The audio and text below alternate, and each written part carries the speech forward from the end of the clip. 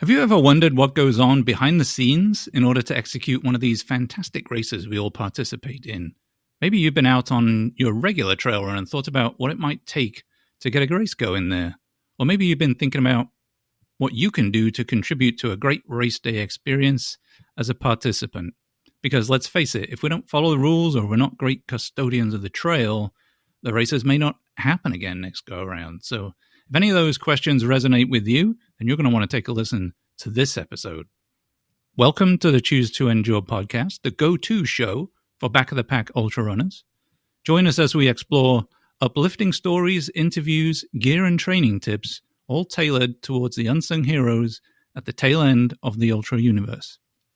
My name's Rich and Gleave. I've been ultra running since 2017. I've finished numerous ultra distances internationally, from 50Ks all the way up through 200 miles. I'm a qualified USCA ultra running coach, and I'm unashamedly a founder member of the Back of the Pack, just like you. Now, with us today to share her insights is Marisa Rogers. Marisa has spent the better part of the last 5 years race directing for the excellent Ultra Expeditions Race Company in locations literally all across Texas. She is ideally placed to help us out with answers to these questions and more.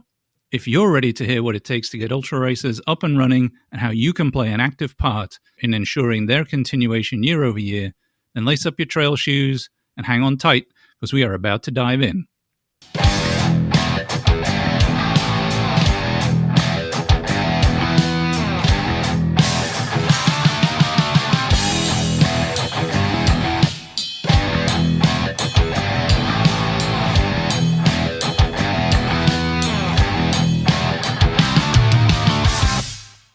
All right, so Marisa, welcome. Thank you so much for joining us on the show. I guess we should start at the beginning. That's usually a great place to kick things off with your journey into race directing. So what initially led you into that role? Had you been running prior to getting into race directing? How did you start as a race director? So I actually had very little experience with running when I first kind of found out about ultra running. So originally, I was on this big weight loss journey in 2015 where I ended up losing like 70 pounds in a year. But as with most weight loss journeys, you kind of get to a plateau. And so I decided at that point to start running. I wasn't running because I enjoyed it. I wasn't running because I thought it was fun. It was purely just to, burn some more calories. So definitely at that time of my life, I was not a big fan. I ended up getting out of the relationship that I was in at that time and began dating my now husband, Jeff. And he actually had always had a dream to be an ultra runner. The ultimate dream, of course, was to run the 100 miles, right? So we began just doing some 5Ks together, a little bit of, I guess, training, but most of the training looked like us taking off together and me watching his back for about 3 minutes before I never saw him again. So, so we were having fun with it, but I wanted to really foster his dream. I guess you know how your iPhone kind of listens to you and targets you with ads. We had been talking about this, I guess, around my phone often enough, and across my Facebook came an ad. I think this was January of 2017, and I see an ad for a 50K in Caprock Canyon. And I had never even heard of that place, and seeing the photos, I mean, you have this like beautiful red rock, bison roaming free in the park. It just looks like a dream. And it really is a dream whenever you visit that location. But I remember telling Jeff the race was in April, and of course, not knowing at all what went into running a 50K, I told him, oh, you should totally sign up and run this, having, he had not been training whatsoever. So after laughing at me, he's like, well, I'm not going to do that, but maybe we'll put it on, the back burner. And I looked through their website and noticed that if you volunteer, at that time, you actually got a free race entry. So I told him, why don't we just go volunteer? I mean, this park looks beautiful. We'll camp out, and then you can get this free race entry and do with it what you will. So we ended up, at that time, I had no idea that this was their first year at Caprock Canyon. So it was the very first Wild Canyon Ultra. I actually didn't find that out till years later. And we were their very first volunteers outside of their own friend group that ever came to a race. Also didn't know that. So we drove up, 7.5, 8 hours, camp out in the freezing cold, ice. I mean, you never know what kind of weather you're going to get there. And that year it was raining, icy, there was lightning, there was sleet. It was just crazy. And we decided to volunteer for the remote aid station, which was always planned to be unmanned because you cannot, I mean, I guess you could hike out, but it's a good, I don't want to say like 8 miles out. So whenever they were talking about this aid station and how it's on the back side of the big climb and it was going to be, a steep downhill getting down to this aid station, I just thought, with Jeff being a nurse, it would be a good place for us to be. So we volunteered to go out there, and we spent the entire day, like 8 or 9 hours, just sitting at this aid station, cheering people on and feeding people our banana pancakes and just having a good old time. Well, after that, the next year, Jeff trained and ended up wanting to do his first 50K at Caprock Canyon. So we had kind of stayed in contact, with Jeannie and Jason, and they were excited to have us back up, excited to see Jeff run. So we go up the next year. Jeff ends up running and completing the 50K, Yeah, and I great. volunteered the entire day. And it was a very fun experience to get to volunteer and also, of course, see my husband complete this dream of his, at the time boyfriend. But um, at the end of the race that day, that night, I remember Jeannie making a comment to me. We've been looking for somebody. Would you want to work for us? So Wow. Yeah, you must have made an impact there in your volunteer shift. I guess so. Probably just my excitement. I yell a lot, right? But yeah, they offered me a job and I went for it. And so the first race that I officially worked for them was that September at the Piney Woods Ultra. That's wild. I mean, most of the time you hear from a race director that they're like seasoned ultra runners, or they have some tie into much like Jeannie and Jason. They're already kind of doing that sort of stuff. But to have your limited experience and then to jump right into the role is a pretty different and interesting way to approach race directing. I quite like it. Yeah. You get to bring a different perspective. Yeah. So if you were going to look back from now, 5 years on, or however long it is, since that day, are there aspects of being a race director that when you walked in that door, the day one of being a race director, you just were like, I had no idea this was how it was going to be, or these were the things that I was going to need to do, and how did you build your skill set and how did you get to learn about the ultra world? Well, I think, going into it, it was just what was appealing, and I think what you become very conditioned, I'd say almost addicted to seeing at these races is the highs and lows of emotions of people. Mm. You get to watch people defeat the voices of doubt in their heads. And I think there's something extremely beautiful about that. Going into it, I had no idea, to be honest, how much A, that I'd be thrown up on, or B, how many people that I would, like be hugging that are just sobbing and like can't believe what they've accomplished. Oh, It's wow. it's really a beautiful thing. And to know that you had even a small part in that, just to get to see that and witness that raw emotion, that definitely is what kept me coming back for 5 years. Yeah, I think that emotion is really an interesting one because you can train physically for an ultra, and to some degree you can train mentally for an ultra, but nobody tells you when you go run something like that, especially if it's a race that means something to you, either from a location or because you're doing it for some external reason, you're running the race for somebody else or with somebody else.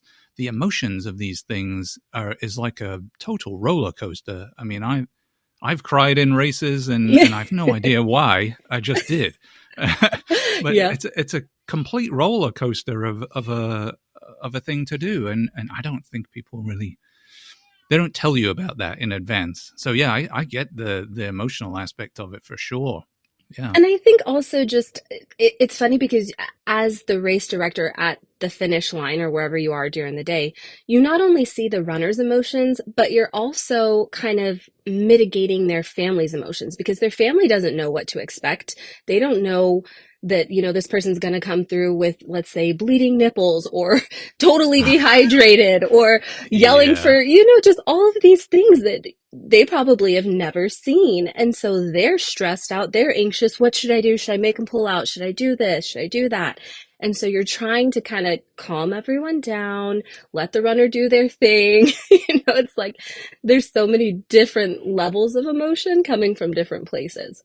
Oh my goodness. And I found this out recently when I was out in Moab crewing and pacing for a friend out there. We were at the second to last aid station. I'm calling it Giza Pass, but they always told me no, it's Geyser Pass. And I said, well, depends on potato, I don't know. Right. Anyway, I was up there and it's pretty high. And so we were waiting on Agatha to come through. But as we were doing so, you're talking about the emotion of families, and that's one of the most emotional places I've ever stood in an ultra race, because it was a hot day. It was close to cutoff for that aid station to carry on and go towards the finish. And I mean, there were families, there were crews up there all getting in a right old state because their person wasn't coming. And one, in fact, I think two individuals had wandered off course somewhere. And these two guys, their wives were at the station and they were in a complete panic because they could see their person was way out.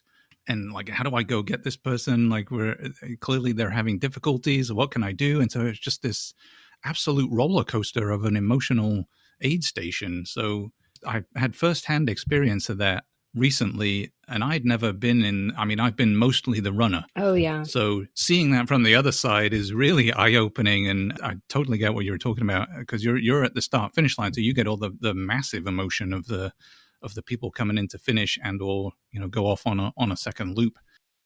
Oh, yeah. And on that note, just what you're saying, there are cutoffs to races. And as much as you want to just say, yeah, sure, go for it, there's a level of safety that you have to be watching out for. And if someone is taking that long, especially early on in a race, you really shouldn't be letting them back out on the course because they will get hurt. And I think, people get angry and their families get angry. And it's kind of, I definitely know what you're saying about crewing, because I think crewing is almost just as hard as running the race. It really It's is. just, It's a it's tough so job. emotional. And especially if your runner is chasing a cutoff, you're trying to do the best you can to support them. And in doing so, at least in my experience, you kind of forget everything. And then you're like, Yeah. I crewed for Leadville actually for Jason. And at one point he was, so close to a cutoff that we couldn't get his shoes off. And I literally untied his shoes with my teeth because I'm like, you need to go. And I'm like, who knows what kind of germs I got at that point. I don't know. Wow. That's devotion right there. Oh, I I'm going was to untie committed. your Leadville shoes with my teeth Yep. midway through a race. I don't know that I've heard that anywhere before. That's awesome. Well done. I had I was in the lottery for Leadville this year, and I did not get in. So I Oh, think it's man. probably a blessing in disguise. Yeah, who But knows? one day, I'm going to go race across the sky up there. Yes, you should. So you talked, Marissa, about Caprock Canyon, and that is a really beautiful place with the bison, which are a little hairy. They can be a little. They're massive. They're like tanks. I had no idea quite how big those things are, but very cool, I have to say. So you talked about that being one of the races you really like. Are there any other favorite races that you've directed, and or memorable stories and experiences from the races that you've directed? Definitely. The number one, I guess, just for my personal history with it, of course, will always be Caprock and just the weather that you never know what you're going to get and the bison. So that's always going to be top of my list. But I'd say a couple of runner-ups. Southwest 100 was our 100-mile Mm, race out in Fort Davis, and just the amount of grit that you see there, not only from the 100-mile runners, but even marathons, even the 10K is a hard course at that race. Everything was. So that was a really amazing race. And specifically at night, the way that the start finish was set up at the National Historic Site, you could see the runners coming across the ridge just by their lone little headlamp kind of peeking uh, out on the ridge. So it's yeah. pitch black. There's no lights, obviously. It's a whole dark sky area. And all of a sudden, and of course, as the race directing side, you're watching people's paces, you're kind of looking at your watch, you kind of know when to expect somebody, and then you just see the little headlight pop out and just go down the ridge, come down, go back up. It was such a cool sight. I mean, that has to be one of the coolest things I've ever seen. So that's probably one of them. And then Border to Badlands was our race down in Del Rio. It's a beautiful park, and I definitely suggest going just for the history. They have cave drawings down there. I don't know if drawings, paintings, cave art, Mm. very historic. And I would say this one year specifically, we had this couple that flew in from Kentucky. It was in 2021, so it was right after COVID, and people were searching for races. And we were one of the few companies who just really fought through the permitting and just got our races back up. But, there was a lot of guidelines to that. But they were from Kentucky, and she was looking for a 50-mile race, just so happened to cross the one, the Border to Badlands race. Yeah. And they flew all the way down for it. So as we're kind of getting to know them throughout the day, her boyfriend was running the marathon. She was running the 50-mile. And in conversation, come to find out that one reason she was doing it and had gotten into running was because she was a type 1 diabetic. She was kind of testing out how far she could go with being diabetic. She ended up eventually running a 100-mile race. I mean, she's amazing. She's a fitness coach. She's just an amazing person. So she's a type 1 diabetic. It was her birthday that day. It was her first 50-mile race, his first marathon. So all these things are kind of happening, and they weren't running together, obviously. So we're seeing, each of them at different times. He ends up finishing his marathon, and in casual passing conversation, he's like, wow, I wish I could leave and go get a sandwich, but I think I might miss her and I'm going to propose. Whoa. And I stop and I'm like, wait, what? So we ended up kind of planning this whole thing. I had been crewing her throughout the day while he was running. So her and I had kind of built this rapport going. So he and I made a plan along with a bunch of help from everyone else around. She was going to run across. He was going to be standing behind me. I was going to grab her, give her a hug, turn her around, and then let her turn around organically and see him, kneeling. So, it worked out perfect, and we got the whole thing on video, and of course she said yes, and now they have the cutest baby boy ever, and so that's the very memorable day for me, for sure. That's incredible. Yeah, it was awesome. And then I'm trying to think. Barrier Island was always a special one down in Port Aransas.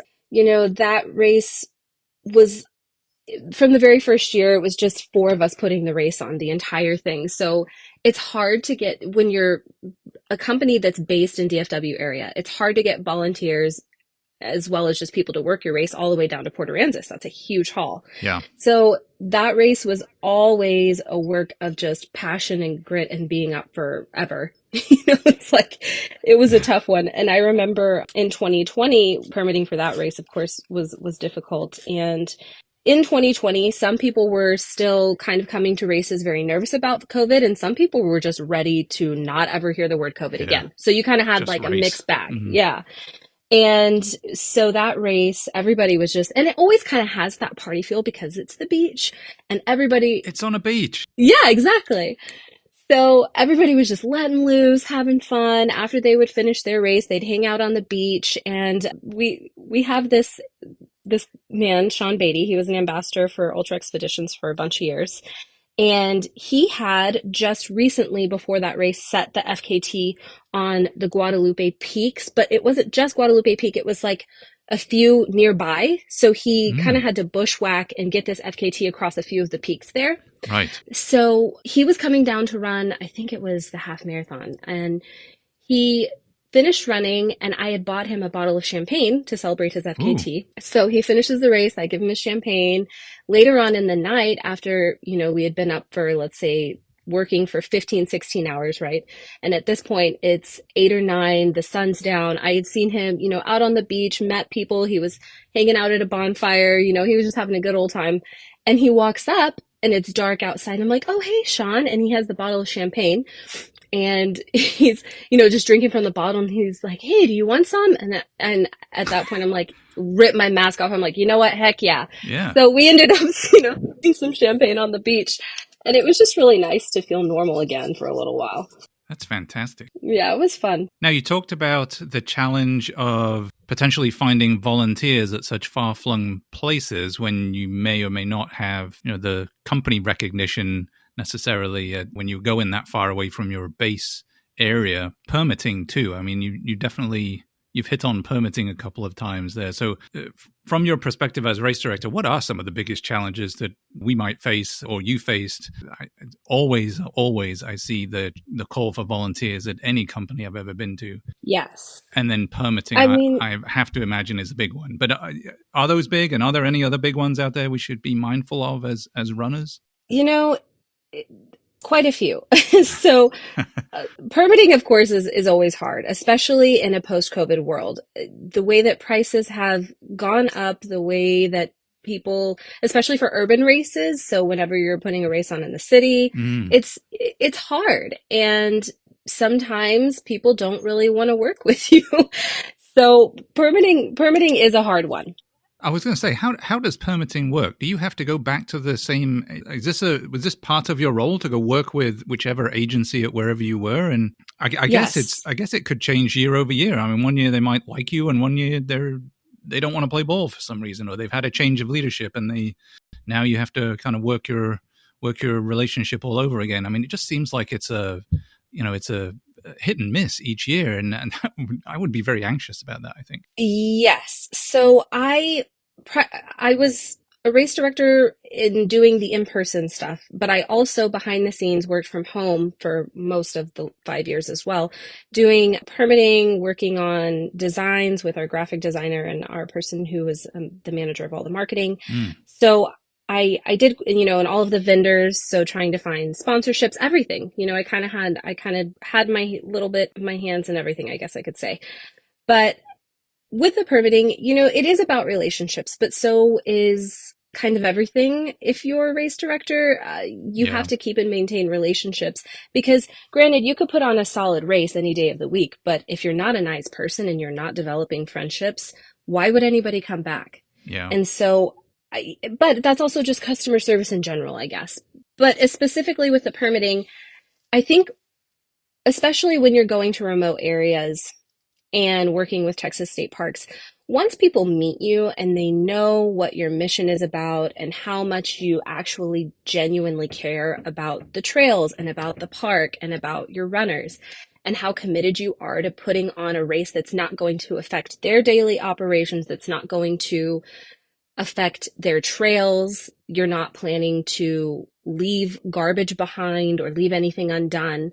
I think once A, you communicate that, and then B, you follow through with it, it becomes a lot easier year over year to just kind of run a smooth ship. Yeah, absolutely. I mean, it just seems like such a challenge each year. Every year you got to keep doing that. I think, it just depends. Once you kind of get the process down and you organize your schedule accordingly. I'm a big calendar person, so I was 5, 6 months out putting things on my calendar. Okay, I need to do this. I need to do this. I would say the one thing with permitting people probably don't realize is how far in advance that you're working on the permits. Ah, So even though you may not get approval until last minute, which is awful and totally happens, that doesn't mean that you haven't put the permit in 6 months ago. So that's definitely a challenge. yeah. I mean, talk about challenges. Yeah, because I assume you're out. You're out. Do you have to wait until you have the permit to really push the race, or are you out pushing the race thinking I'm going to get the permit? Well, I mean, you have to advertise. You can't not advertise. So I think you can generally tell from the beginning whether you'll be permitted or not. I mean, even from initial conversations of, hey, this is our plan, this is what our company does, you get a sense of if you're going to get that permit or not. The part that comes in that's kind of harder is less so about pushing the race and more so about, okay, do I buy all of these supplies? Do I buy these Mm, medals? Do I order these shirts? You know, it's, do I line people up to work? It's kind of waiting game, but generally speaking, you should have a pretty good idea from the beginning whether or not you're going to be permitted. Yeah, and I don't want to hold you to permitting on the challenges. I mean, you may have other stuff out there too, Yeah, but no, no. that one to me is Yeah. just like that's a make or break deal, right? Without a permit, there is no race. Oh, totally. There's no race. I would say another one, at least as far as ultra expeditions, you and I had kind of talked about this, but all of the races are all the way across Texas. It's not just in one area. So a lot of the races are in very remote locations and there's no cell service. So getting Wi-Fi to keep your timing up and to keep it uploading and live is very difficult, and you can put boosters up and you can do the best that you can, but there have been times where the whole system crashes and the Wi-Fi doesn't work and you're out there with timesheets just timing by hand. And that is so scary. It's, My you don't gosh. want to mess times up and then you have 10 people coming in back to back and you're screaming at like, did you get the time? Did you get the time? Multiple people with sheets. Yeah. So that's hard. I have a feeling this happened. I have a feeling you're speaking Oh, yeah. from Oh, yeah. experience here. Yeah, and these are the things that people don't. At least one or two Yeah, I times. don't think we as runners really appreciate these kinds of things, which is why I think it's awesome we get the chance to chat with you and get your perspective as a race director, because I would never have thought of that. I just assume stuff works. I just show up and run. Right. Well, I mean, that's the hope, right? That's the hope and prayer that it works. And 9 times out of 10, it does. But then there's that one day that, you're out in the desert, middle of nowhere near the border of Mexico and your Wi-Fi goes down and then you're scrambling. Where are my timing sheets? And, then you have volunteers who are willing to just sit there and take times down. But timing's important, right? I mean, Yeah. timing is one of the most important things about a race and people want to know what their times are right away, and sometimes you can deliver that and other times you can't. So yeah, that's definitely a challenge. I mean, we talked a little bit about planning and when things don't go right. Were there any other situations where stuff just went berserk? You know, you just weren't planning on this happening and things went south. Well, one specific time that I can think of that I just, you just have to laugh. So it was the very first year of our Southwest 100 race, and very very small race the first year, very very small race. I think in the 100-mile distance, I want to say we had 10 or under. It was a small group. Oh, right. Yeah.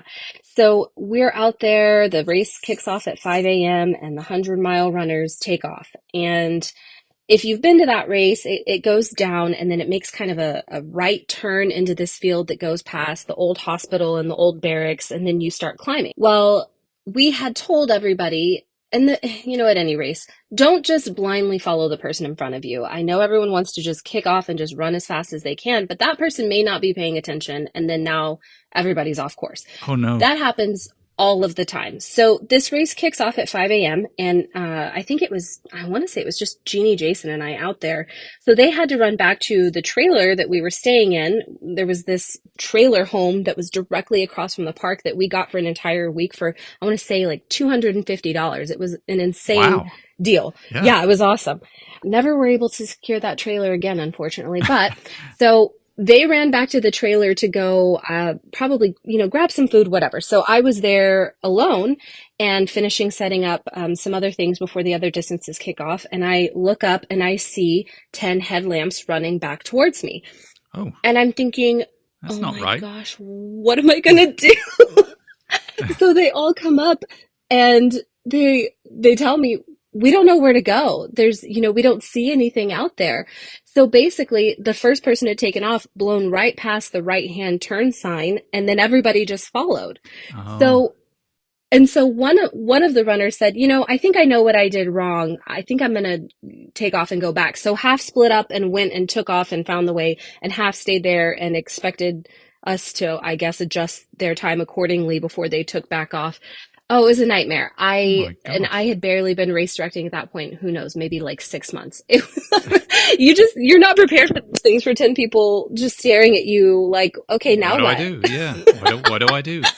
Oh my gosh. goodness. So yeah, thankfully we were able to work it out, and they found where they had messed up. But that was a lot. And then, there's there's just the random times where you get completely set up and the wind kicks up and all of your tents blow and all of your timing chips blow and packet pickup starts in 20 minutes and everyone's losing their minds. And it's just, I think race directing, the biggest thing about race directing is pivoting. You have to think on your feet, you have to be on your toes, and you have to be ready to just make it work. Absolutely. We talked about the permitting piece too, but I am super curious, talking about pivoting to a degree, but I am really curious too. What are some of the things that go into planning, getting an ultra marathon, getting people out of the starting corral that we as runners might not be aware of? You touched on the technology a little bit, especially out in remote places too. What other things are out there that we can bear in mind as we approach races next time we're out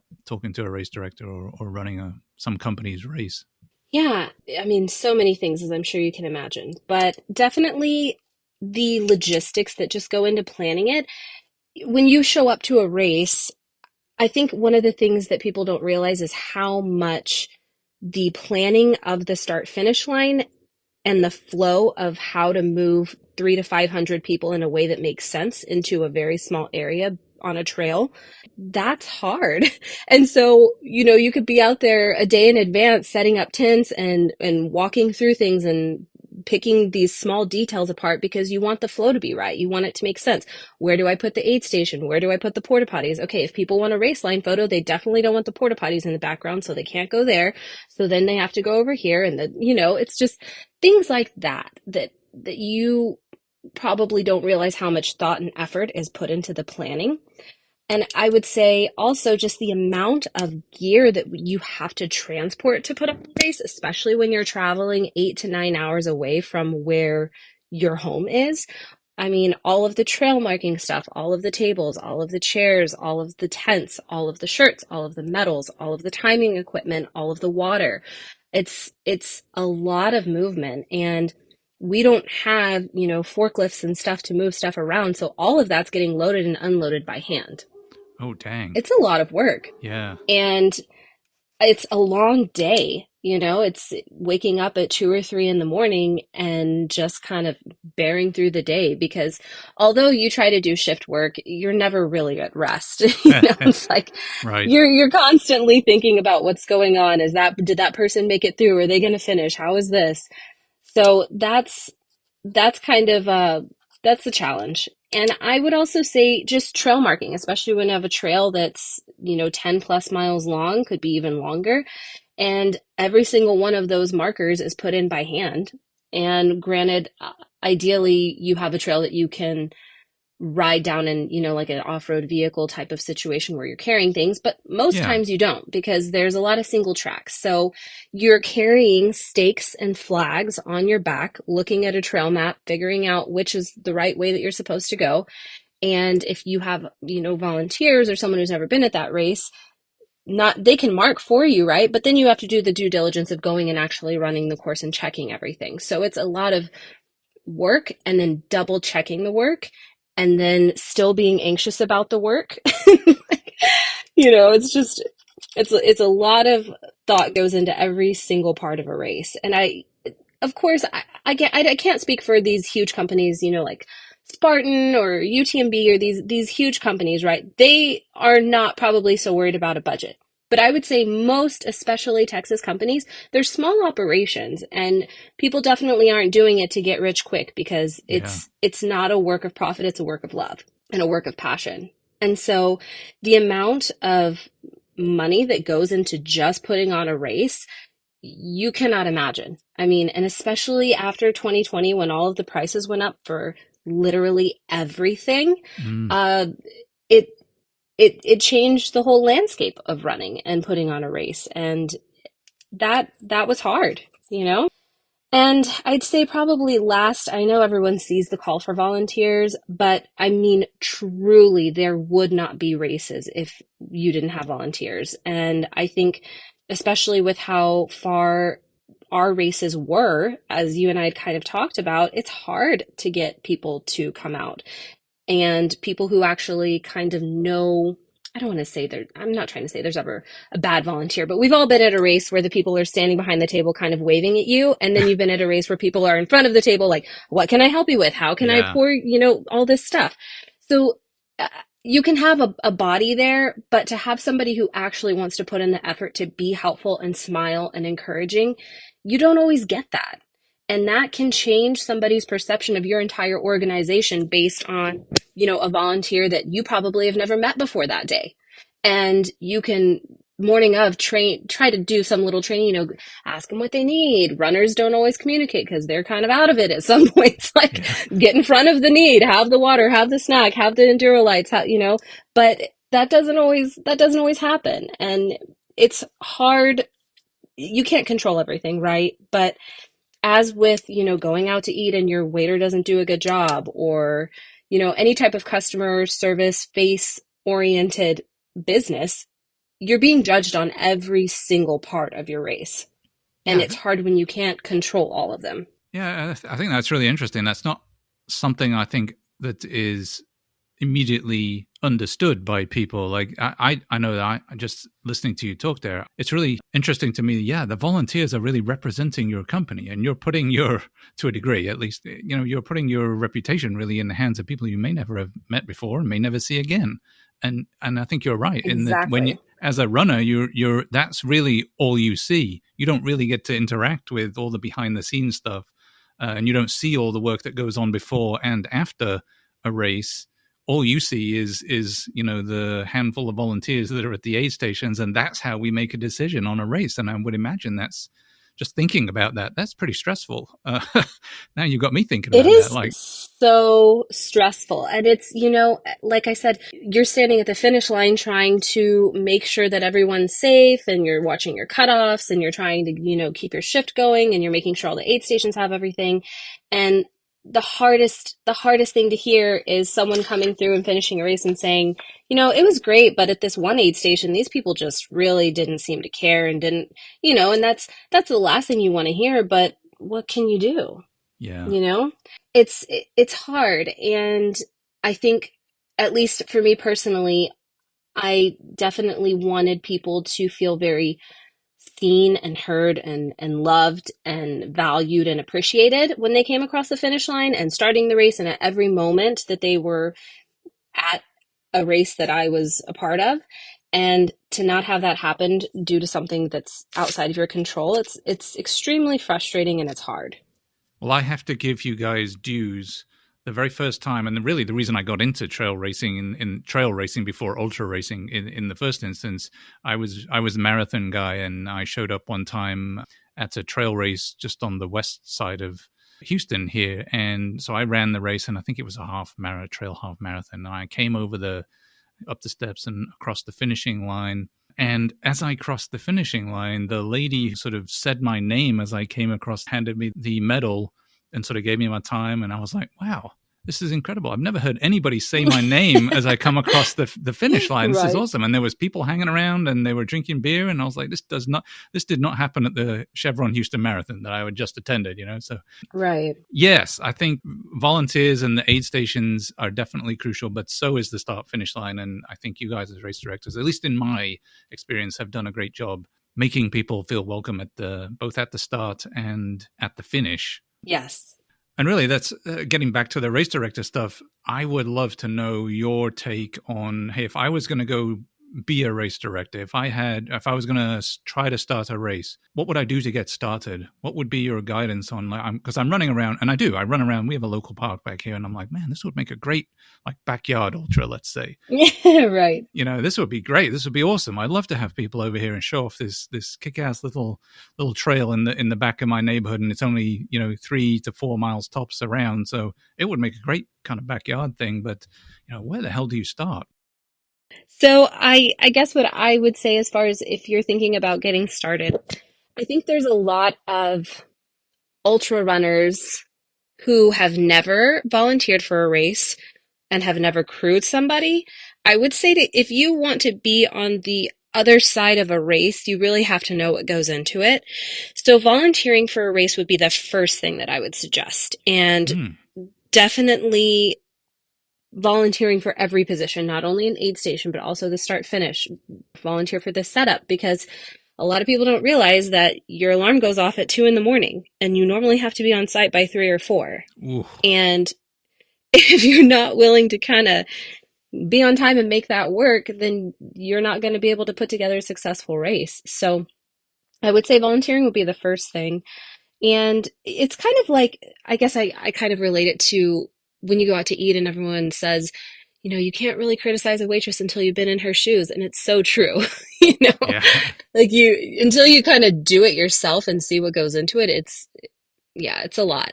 So I'd say that. And then, of course, it kind of goes back to permitting. I mean, a lot of parks, especially in the city, they don't allow races because they're either doing some kind of revitalization of the wildlife or the whatever the area is. They could be even having gardens and stuff, and they don't want a bunch of people running around their trails. And I found, we wanted to do a race here in San Antonio, and there are quite a few parks, but many of them are either oversaturated with races because they're the only parks that actually allow organized races in their parks. Mm, So that's a big hang up for any type of urban race, especially inside of a city. So I would say just getting in contact with your local permitting office at your, government and just kind of seeing what goes into it and if you can even have a race there. fantastic. And then on the other side of the coin, there, we as runners, especially slower runners, much like myself, what could we be doing to make the life of the next race director's race we attend easier? Well, I think the biggest thing, and as with anything in life, is just giving a little grace. I mean, we are doing our best. It's not like anybody ever goes into a race day thinking, how can I Mm. make this a horrible experience for these runners? Hopefully not. So we're Yeah. definitely trying, to do our best. And like I said, we've probably been up at that point for hours and hours and hours and stressed for days and days and days, probably haven't eaten, probably underwatered, probably need to go to the bathroom and haven't because you never get a moment. I mean, it's pretty stressful. So I would say giving grace, and also, especially when it comes to something like distance, people can get really hung up on the numerical distance of a race. And I Oh, think yeah. if people would understand that, I could go run the course wearing a Sunto, you could run it wearing a Garmin, someone could run it wearing a Koros, and we're all three going to have different distances. It's very rare that you get 100% on the money at a trail race, especially if you have trails that are single track, under tree coverage, way out in the desert. I mean, that's something that I think a lot of runners get extremely hung up on, and it's almost usually out of the race director's control because we check and recheck the distance, but that's not to say that, your watch is going to say something different. How often do we run back and forth in front of your house trying to get to the 10.0 instead of the 9.93? And even on the same watch, if you talked about we might have three different watches and three different distances on each one of those, even on the same watch, I could run the route I know in my neighborhood and get a slightly different distance every time I run it. So yeah, a little grace in that respect, I think, is probably deserved. Yeah, it goes a long way. And, some things are inevitable, like trees falling down and you can't move them in time, so the course has to be redirected. There's just different things that happen. So I think just giving a little grace and understanding about that would definitely ease some pain. And then, okay, I know this is kind of silly, but the number of times that I have been literally cussed out about a shirt, I couldn't even tell you. A shirt? It's Like a like rate, people like get the freebie shirt, really, or yeah, people get really hung up on the shirts. And it's, if you think about production of a shirt and the design, and then the time that you have to buy the shirt and then get it actually printed out, that's not going to happen in the last 2 weeks of a race, right? So I think people who sign up last minute and then get really upset about not getting a shirt, that's hard because especially when you're running on a tight budget and you're trying to make everything work, you can't just buy a bunch of extra sizes of shirts on an unknown within the last 2 weeks, hoping that people will register for this race. So no, not everyone's going to get a shirt. And it's really frustrating when, it's early in the morning, the sun isn't even up and someone's, cussing out your volunteer because they're not getting a shirt. It's like, oh my gosh, here we go again. wow. Yeah, that's pretty wild. Yeah. Yeah, that and yeah, I don't know that I've ever heard of that, but totally will take that into account. I'm not a big shirt. I've got so many shirts. I'm like, I love those companies that offer now And I assume, having listened to you just say that, it might even be easier for those companies on the back end. But I love where they have an option to, I don't want to, I don't want a shirt or any Oh yeah. swag. I just want to show up and do the race, and that'll do for me, kind of thing. And give me $5 off or $10 off, whatever it is. Great option, love it. And littering too, that's one of my pet peeves. And that actually was one of the things I was doing in at Bandera. I mean, even such a beautiful place like that, as I was doing my second loop, I'm constantly picking up stuff off the trail and taking, shoving it in a pack and taking it to the next aid station. But what a terrible thing to do, to drop litter on such a beautiful trail. Really, any of these fantastic trails. Right. And ideally, I don't think people are doing it on purpose, but maybe you do get someone who's generally a road runner, goes to trail and just think that's what you do. And it definitely isn't, because that could cost somebody, as a owner or race director, that could cost you your entire race. That park or wherever you're running could not permit you the next year because you left their place a mess. Or on the other side of that, you could be spending hours cleaning up trails after already, being up for hours putting on a race. It's not the best. Don't litter, folks. It's not great. Don't Not do it. good. We want those races back next year. Yeah, we definitely don't want to lose a permit over litter, that's for sure. And these are beautiful places. I mean, treat them with a bit of respect. I think they're pretty amazing. That's my soapbox moment, anyway. So, Marisa, now you've actually moved on from the race director role with the Ultra Expeditions, and now you're a race attendee rather than a director. So, what do you look for when you're looking at a race? Well, I will be completely honest in the fact that I am not an ultra runner. I've actually never even run farther than, I want to say, like 15 to 16 miles in a day.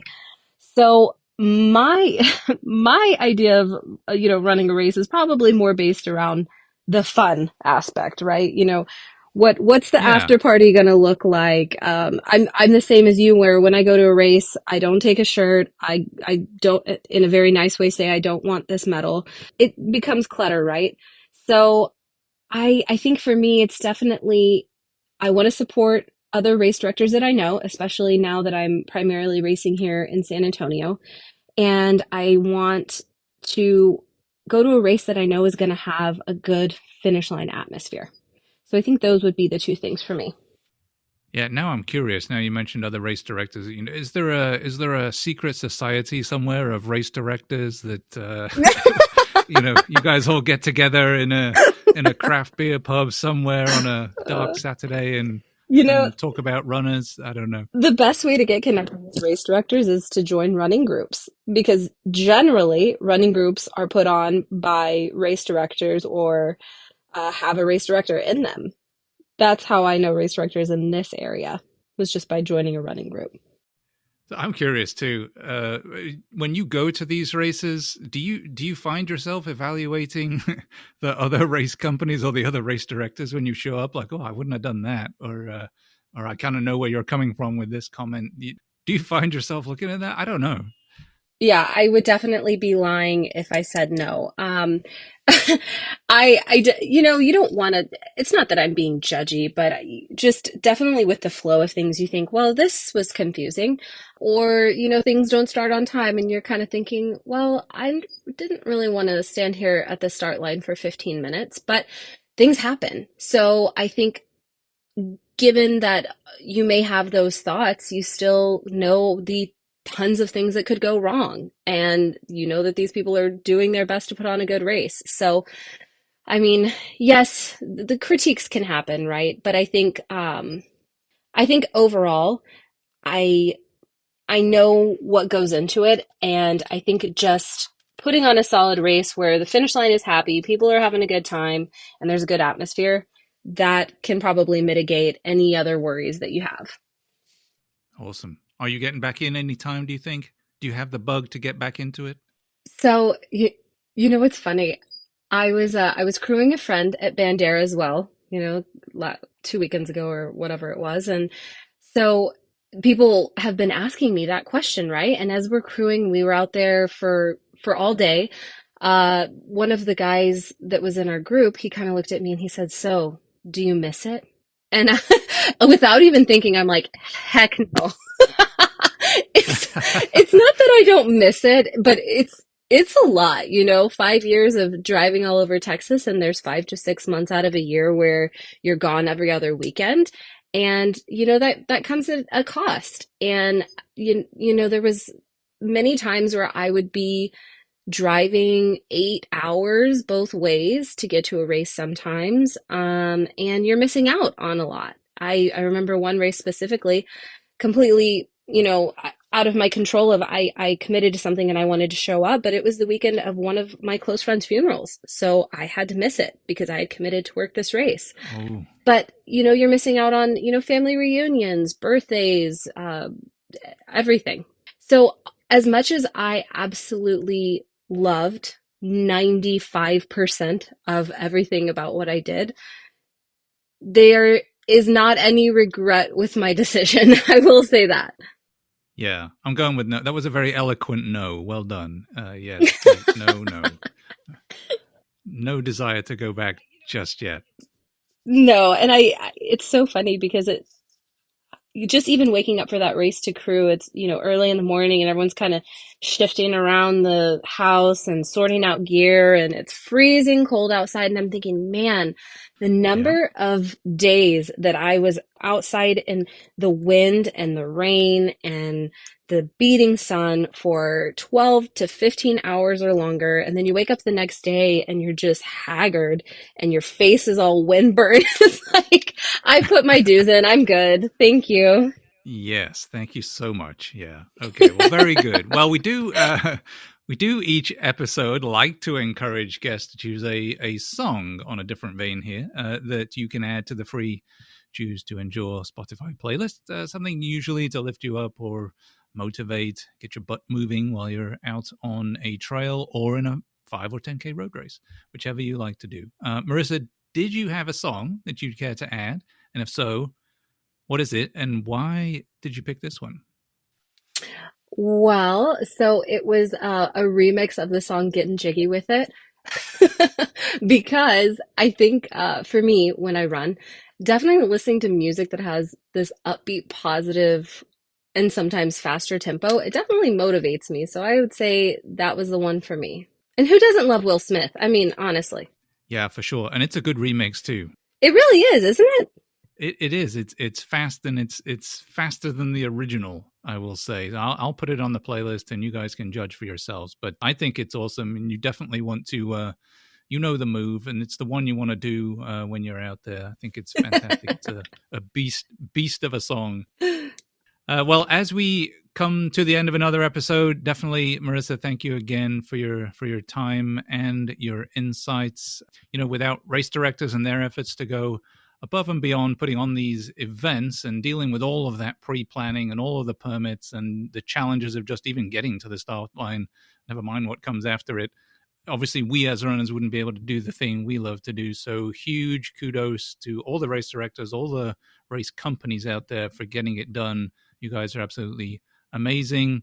And as runners, we definitely have the responsibility to uphold the race rules and whatever you have in place, because that may be the reason that the race doesn't happen again next year if we don't. So, and please don't litter on the trail.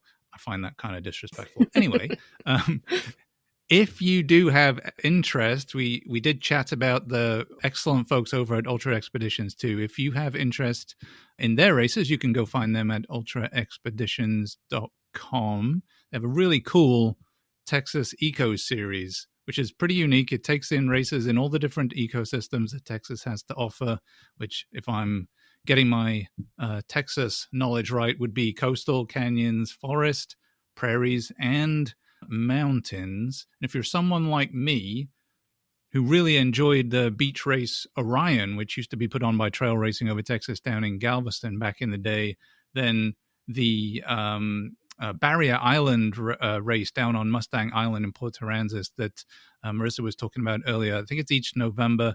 It's pretty awesome. And what a great place for a weekend race. And who doesn't like sand and a margarita with their 50 miles, right? So make sure to get over to their website, check them out. Go sign up for a race when you have a moment. There's some beautiful locations. Go run with the Texas bison herd up at Caprock Canyons, and go run out on the borders, border to Badlands there, out on the Mexico border, and see the Rio Grande, which is amazing, and those cave paintings. Totally cool.